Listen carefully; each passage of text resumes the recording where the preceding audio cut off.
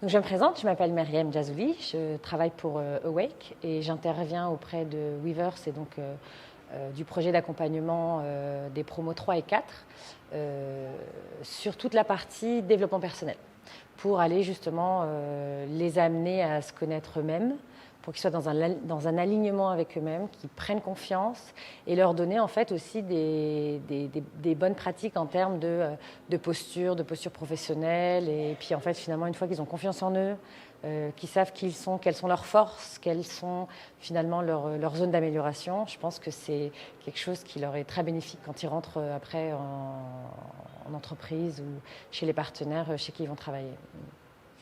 Je voudrais vraiment qu'ils repartent avec une vraie confiance en eux, ou du moins une connaissance de qui ils sont, dans leurs forces, dans leurs limites, et aussi qu'ils partent avec moins de croyances limitantes et qu'ils aient plus conscience qu'il y a plus de possibilités, il y a plus de possibles que d'impossibles.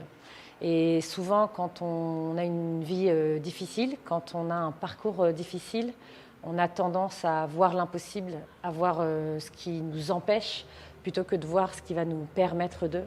Et donc, s'ils peuvent repartir avec cette conscience profonde de « je suis capable, je peux, avec mes forces », que si je travaille sur mes limitations, je peux avancer, je me connais bien et j'avance. Et l'impossible n'est pas en fait. C'est la fameuse phrase de Audrey Hepburn.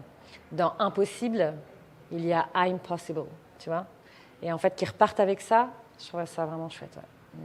Il y a eu un peu une appréhension sur le français, il y a eu une appréhension sur se présenter à l'autre, et je pense sûrement, même si ça n'a pas été dit, une appréhension de comment ils allaient être perçus.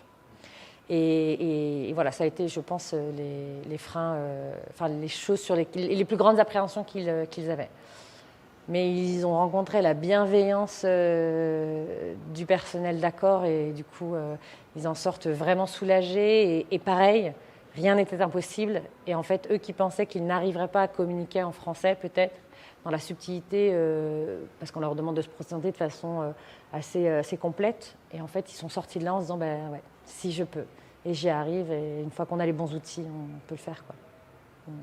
Je pense que vraiment pour les entreprises qui souhaitent aller vers ce recrutement inclusif, c'est une fois qu'on lâche les préjugés, une fois qu'on accepte de traverser la difficulté, parce qu'effectivement, il peut y avoir des difficultés au niveau de la langue, au niveau de la communication peut-être.